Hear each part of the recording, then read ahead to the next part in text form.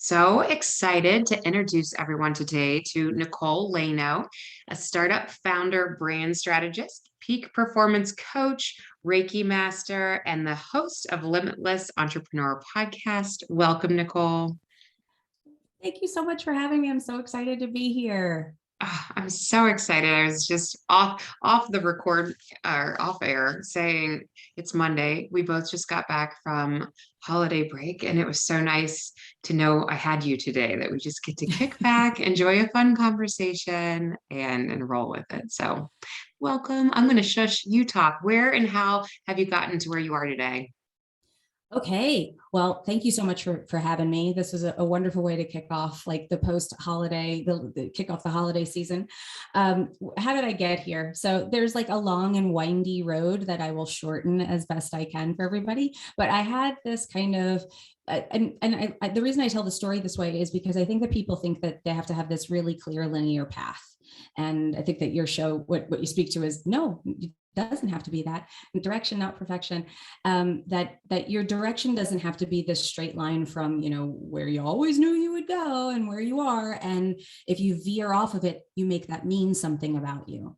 I did that for a long time. I made it all mean something about me. I've looked outside of myself, and every turn that I made, whatever felt right, I would make that turn, but then I would question it because I'd be like, was this the right thing to do? What are people thinking of me? So I started out very aligned where, I was a shy kid, but I found kind of myself in acting. I found myself in acting and storytelling and fantasy worlds and becoming these different sides of myself and exploring those sides of myself. And what I loved about acting was it's the study of human behavior and what makes us tick. That's really what it's about.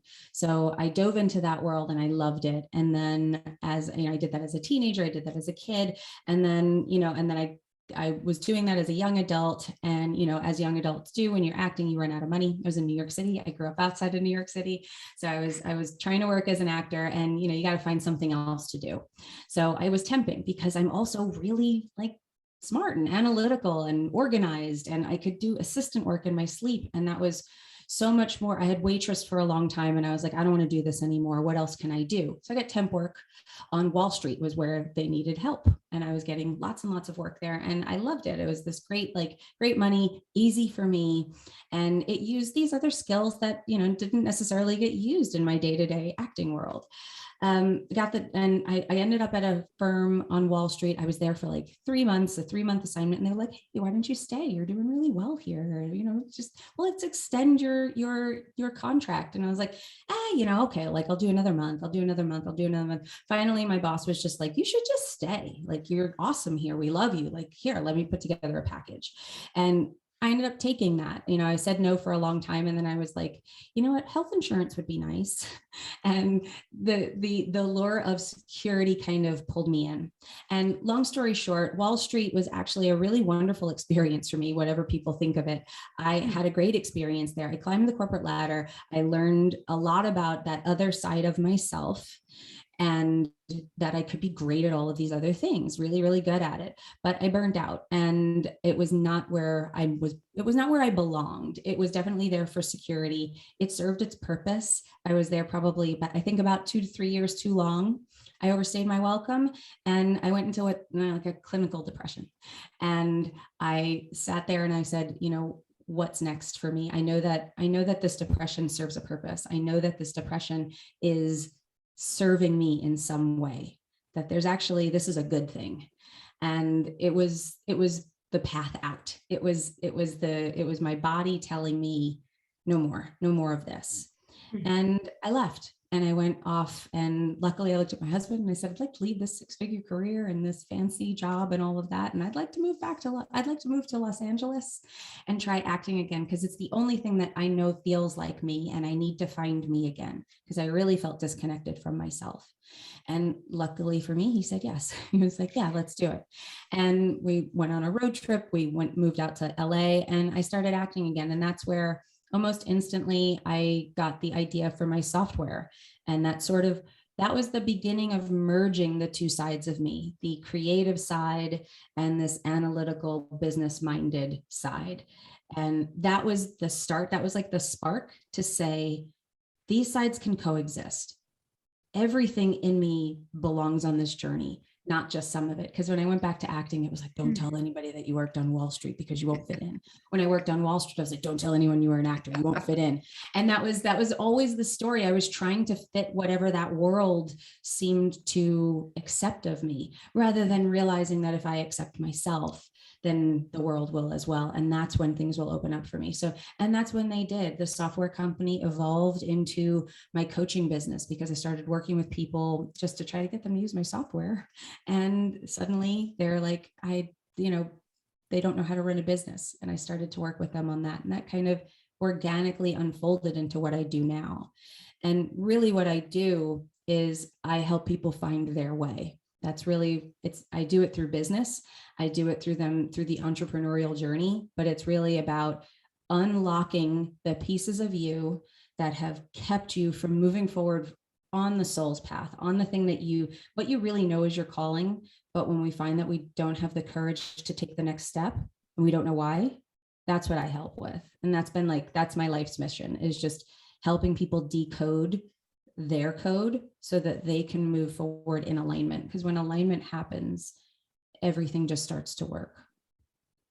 Thank you so much for telling us the whole story, because I feel like listeners could really connect with all the different points that could have easily been your stopping points, your barriers. And I would like for you to even revisit the story you were telling yourself of like maybe why and you shouldn't move on to that next. Like, I'm sure that telling your husband you want to quit your job and move cities and do something else could have been this huge, nope, not happening type of a barrier. Do you feel like, when was that? It was very wise of you to know that out of alignment meant, I'm like depression. It meant this isn't going to go well for me in the end, where I feel like a lot of people live in that non-alignment for too long and never really can connect those dots. When was kind of your light bulb moment, besides just knowing you had overspent your time in corporate world, but like, did you have a aha, or was it slow growing?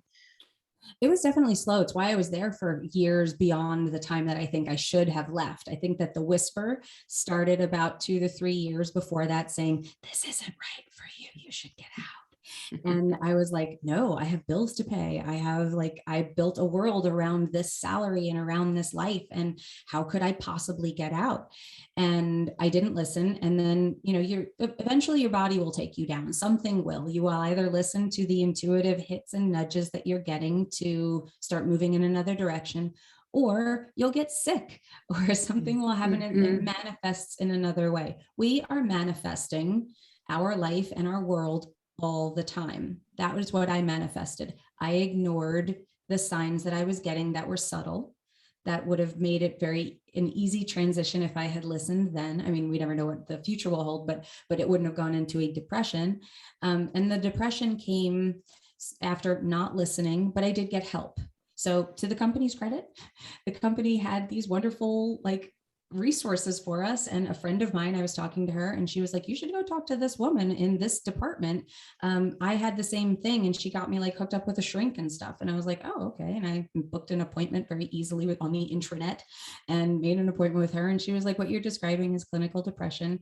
I have somebody that I think would be great for you here. And they concierged me in with a shrink. Not everybody has access to that, but that would be the first thing, is get help if you're not feeling well. What I realized, and this is a story that I've told before, but one moment that I remember was a big turning point for me, was I was standing in this big glass building, this brand new, beautiful glass building, in my Louboutin shoes, in my theory suit. I had all of the things that people seem to want. And I'm standing next to one of the floor to ceiling glass windows. I'm leaning on it. It's the middle of the day. I feel empty inside, and I'm looking down from the 6th floor of my office building where I sat, and I'm looking down, and I remember thinking to myself, watching all the people on West Street below go, look at all the free people down there. And that was how I felt. I felt trapped in my life.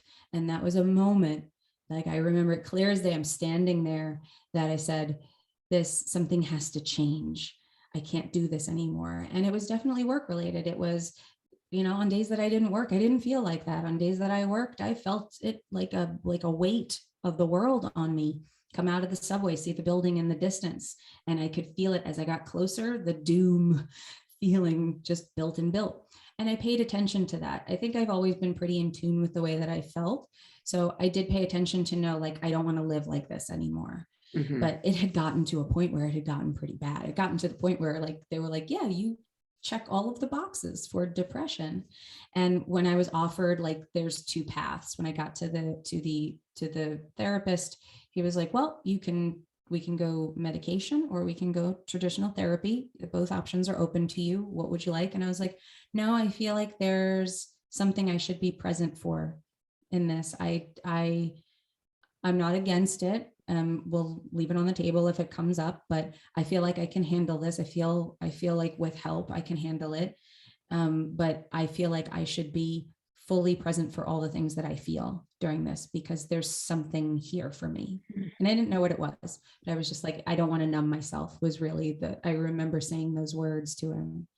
So that was really getting help, though, is the first thing. I wouldn't have been able to make those decisions on my own, because I wouldn't have been able to sort through my thoughts. Mm-hmm.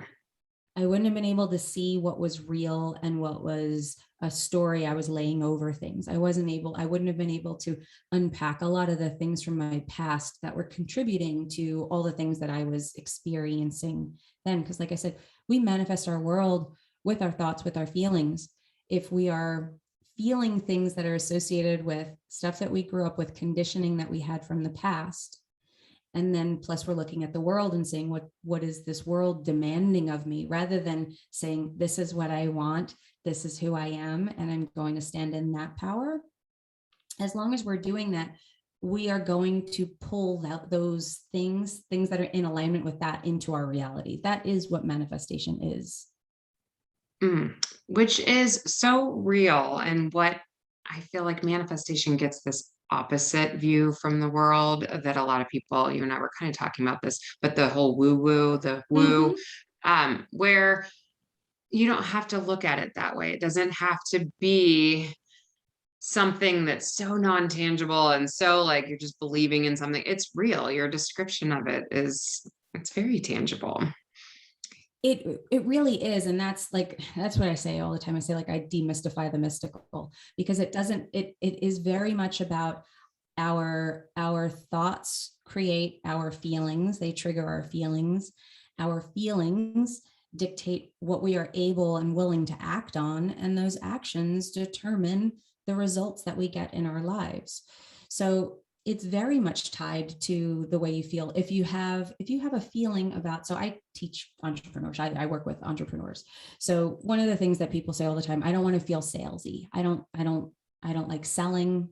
I'm not good at sales. And that's a pretty important skill to have if you plan on being an entrepreneur and selling, your services and your products. So it's something that we work on, but that's a feeling that you have about sales. And what does that do?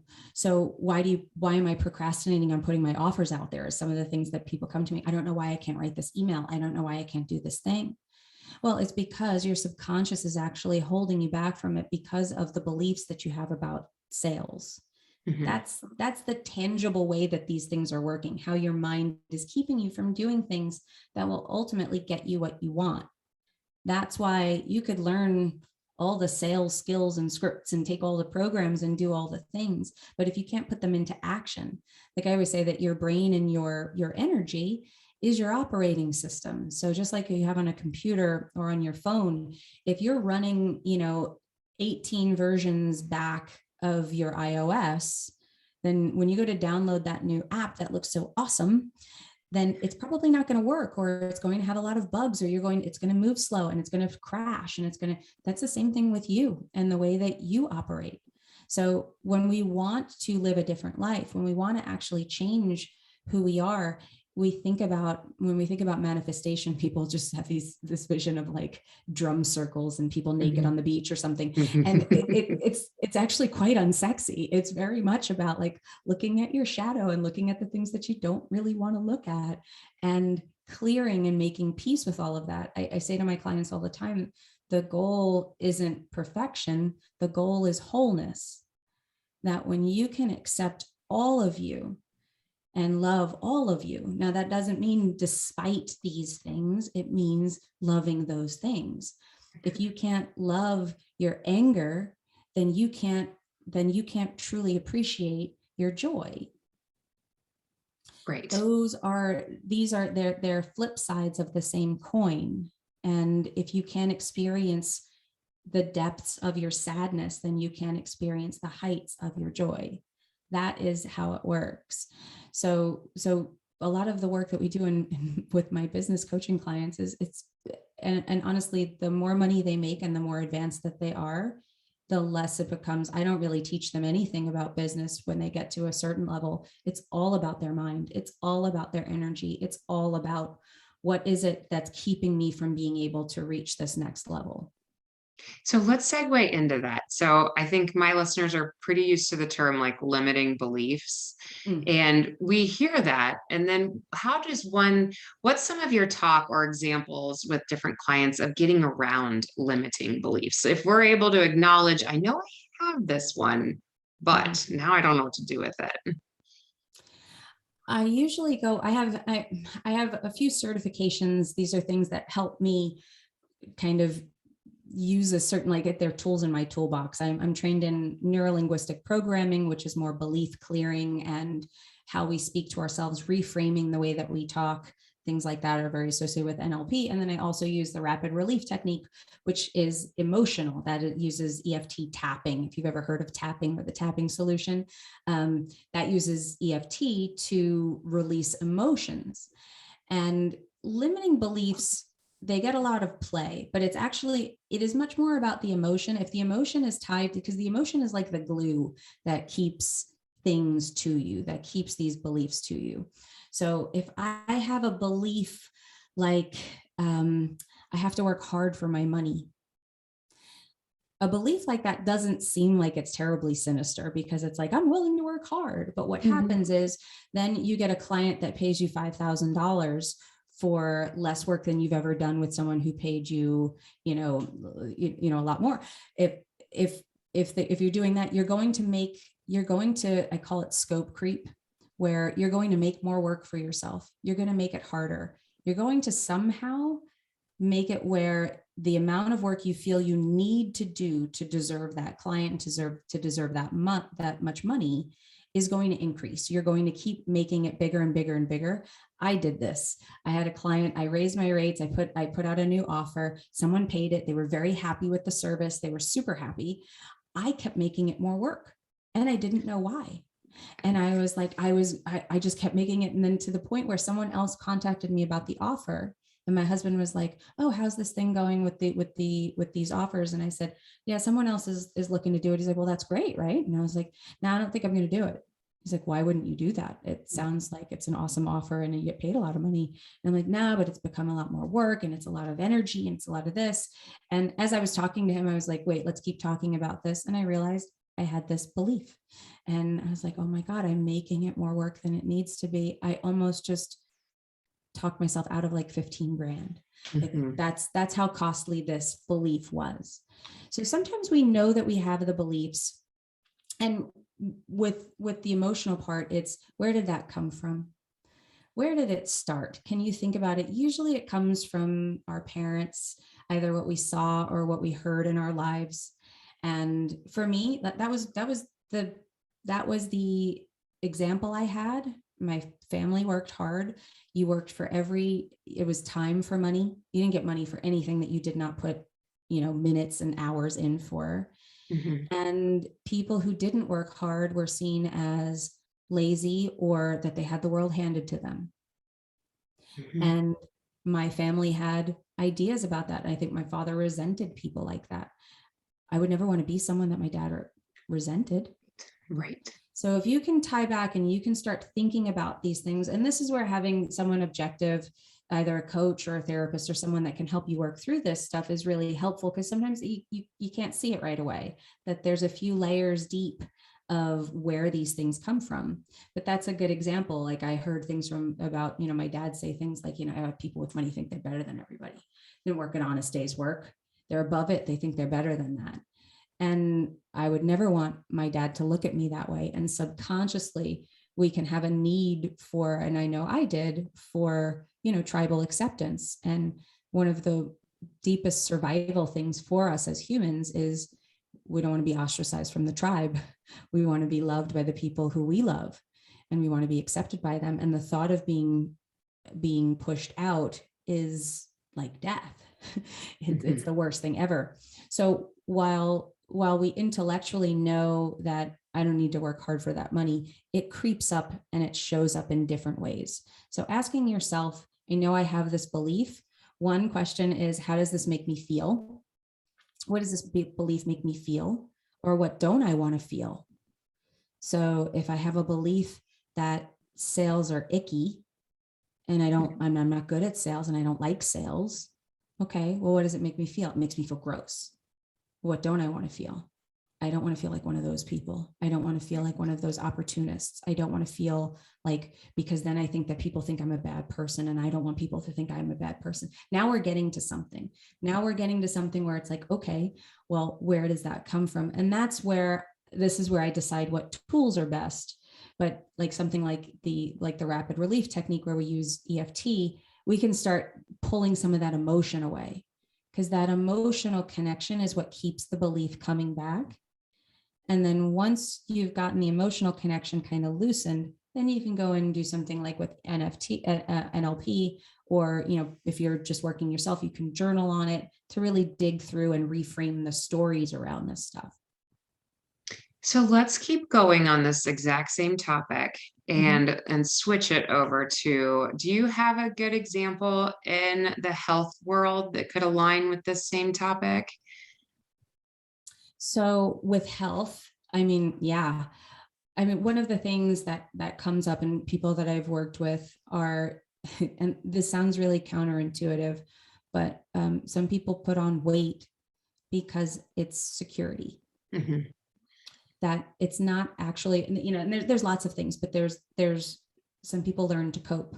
So my mother told me to clean my plate all the time. Like, it was crazy. She was like a fanatic about it. You weren't allowed to get up. We've heard the things about starving children. She was always feeding us. When we were sad, she made us eat. And that was always the answer we got. So now when I'm sad, I eat. Now when I'm uncomfortable, I eat. It's a coping mechanism, and one where I don't even know it's happening.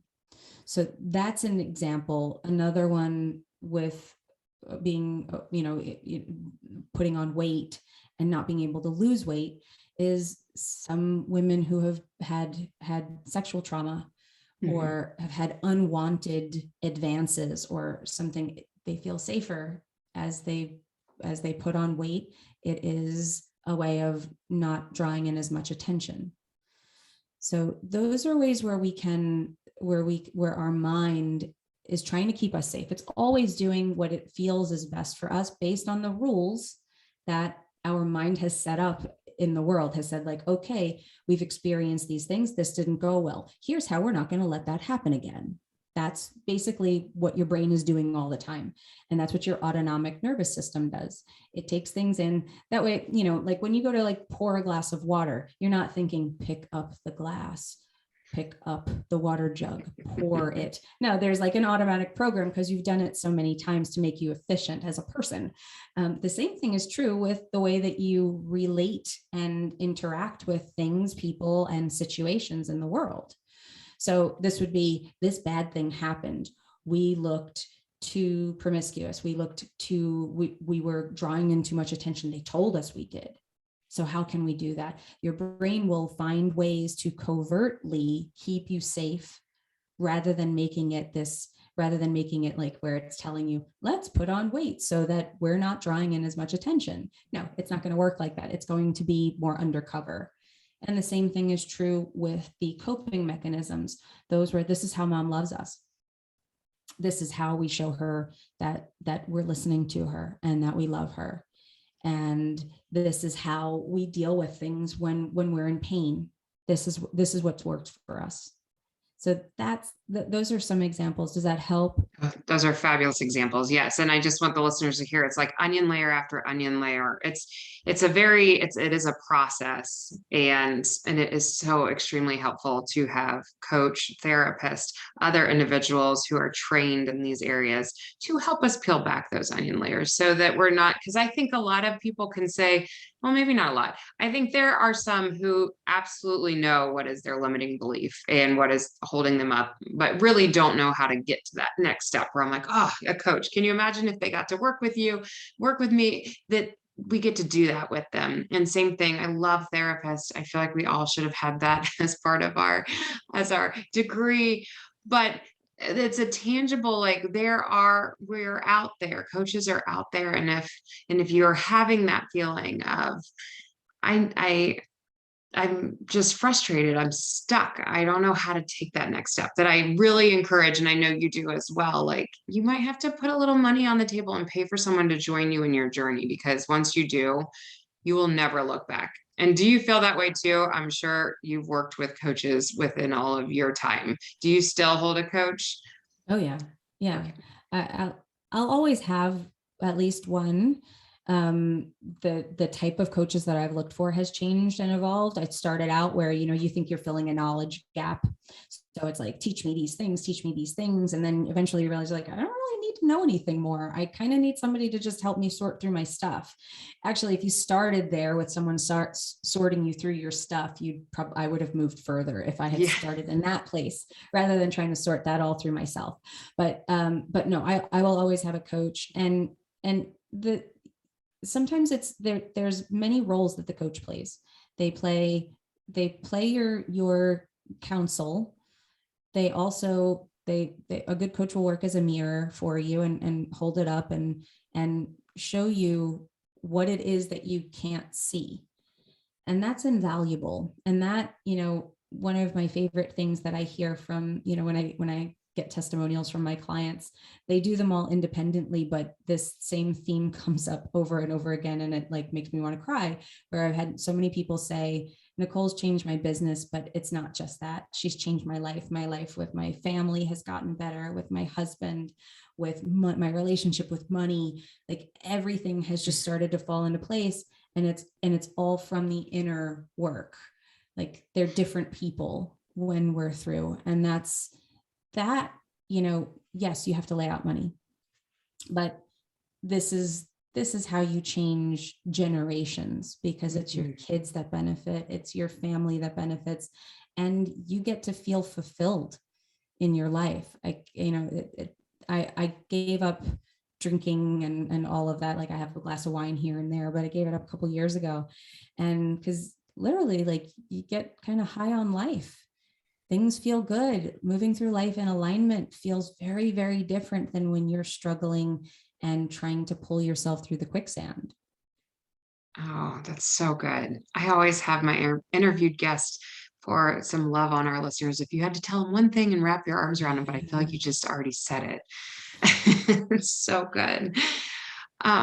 Just kind of coming back to the point, I love that you mentioned this, that initially you felt like you were paying to fill a knowledge gap. And I think that feels a lot better for most individuals because they feel like they're paying for something. Like I'm an accountability coach, and I think it's very hard for people to say, why do I have to pay for somebody to hold my feet to the fire? Like I can do this, but I'm not doing it. And that's like my clients always say, I know what to do. I just need to do it.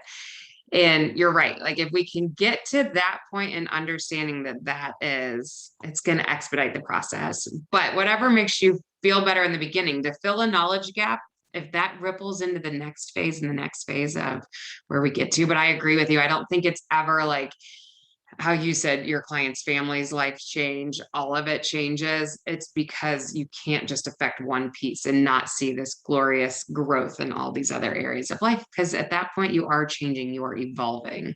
So thank you for pointing all of that out. I love this. What am I missing? What am I not asking?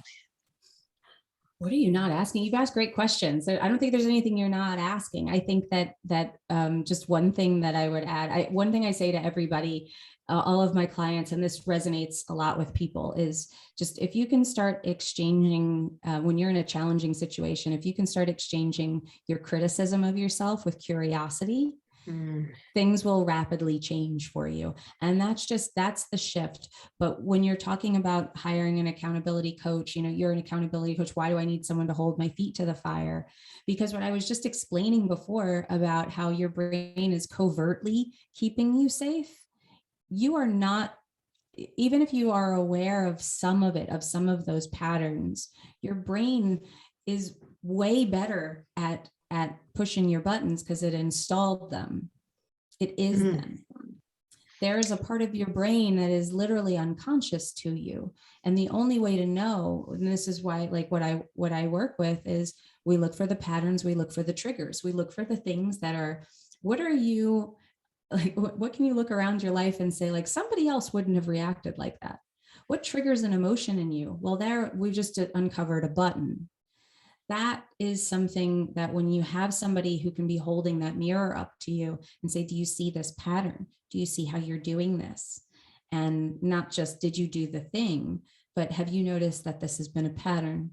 Have you noticed that whenever you're going for this type of goal, you seem to find all of these other distractions? It's always these kind of distractions. Have you noticed that? Is very interesting stuff.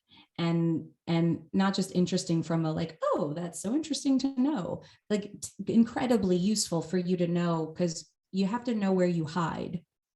So, if you're running for a goal, we all have places that we will hide. Some of us, it's in housework. Some of us, it's in, our kids and our families. And we fall into these, like, putting everybody else first. Those are, I would say that there's 4 P's of staying stuck.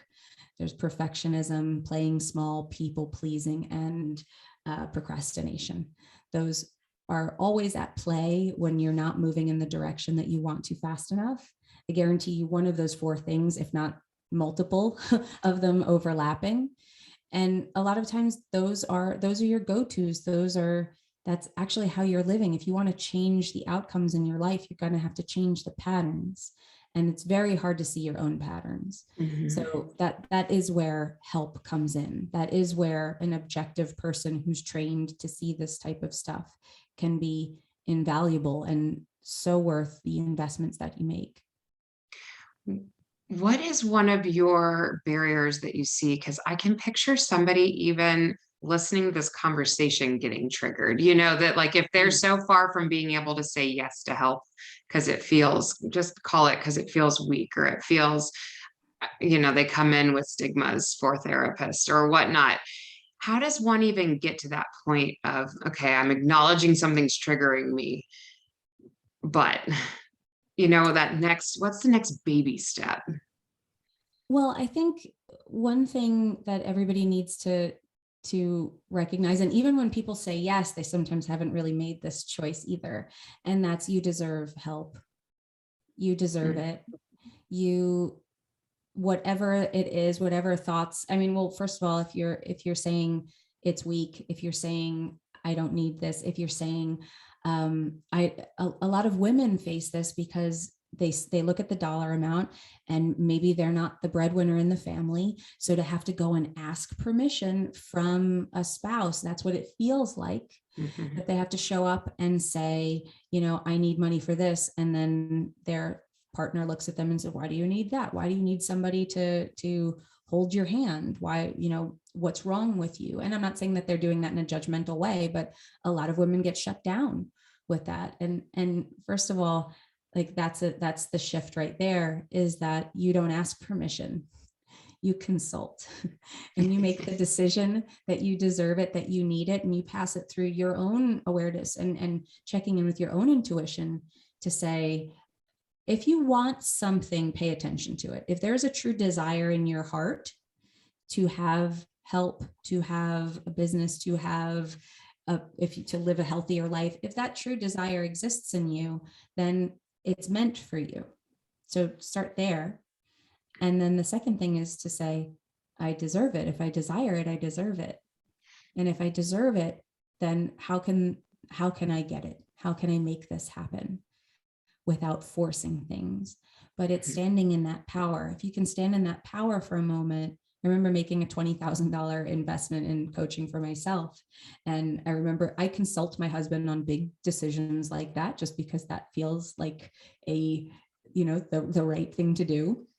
It's what feels good for me, but I make that decision first. I don't walk in there and be like, so I want to talk to you about this investment I think I'm going to make, and I'm going to do it.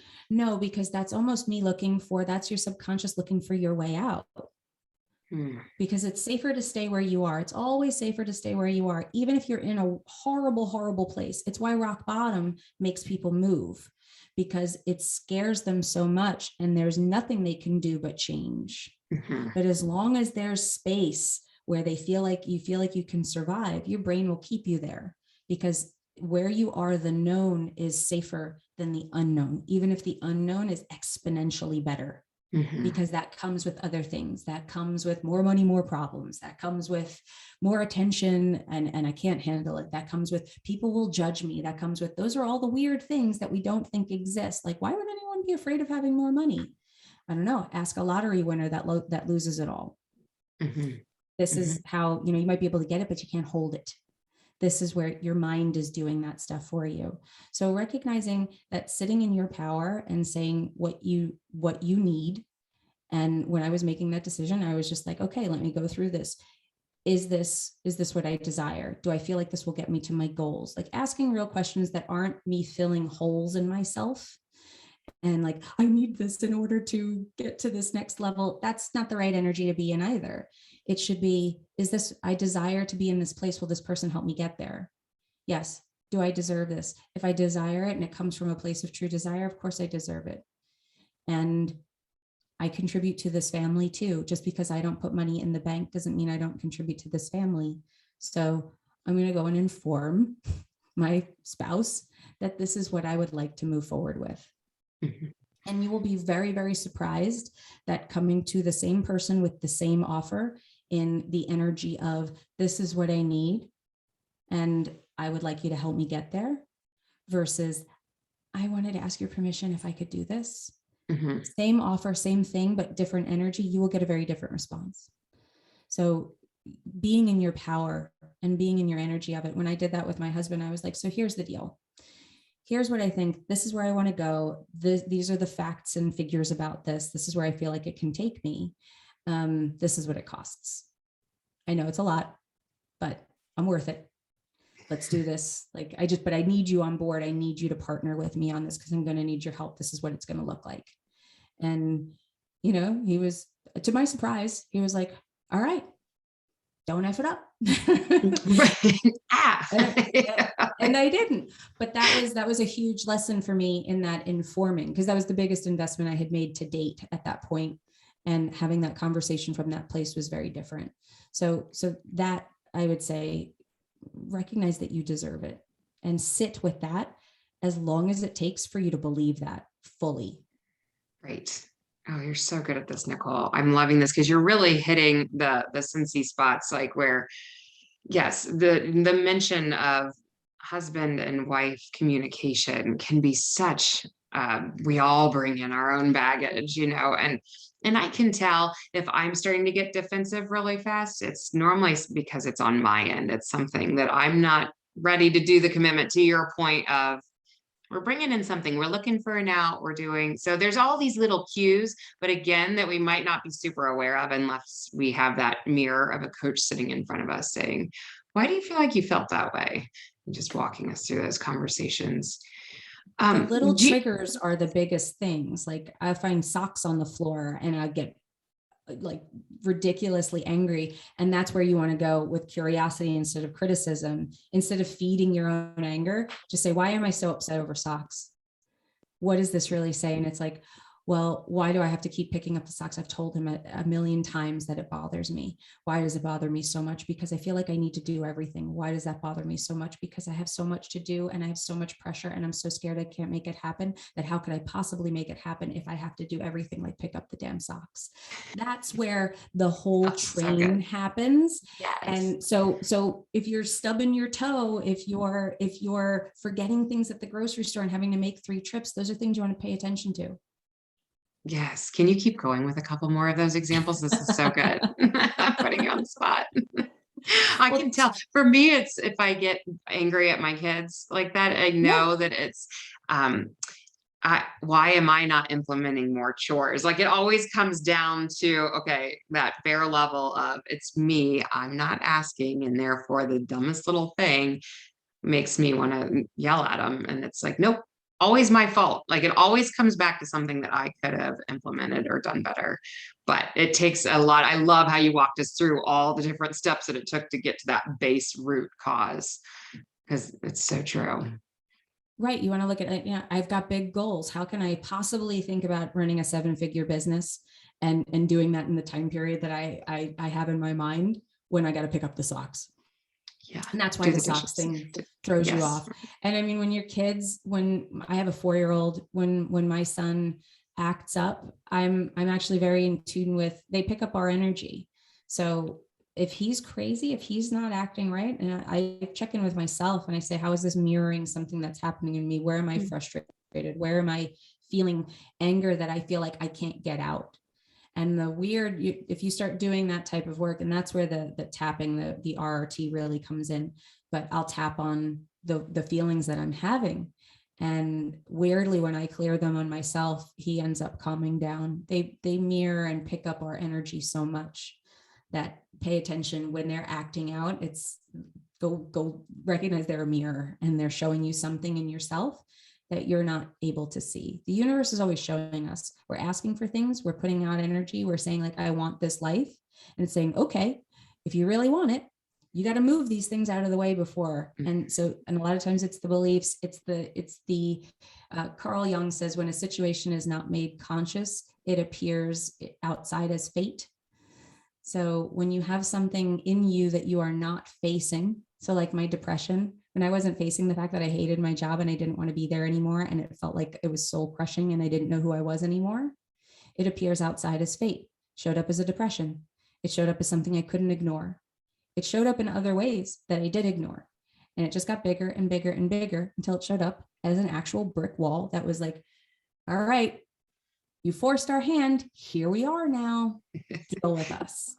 And that was why I said, I don't think I can numb this. I think there is and I hadn't done any of this work at that point, but I believe that it was the start of this work for me. Right. And just the belief of that led to the next door that opened, led to the next door that opened, but you had to keep walking through it.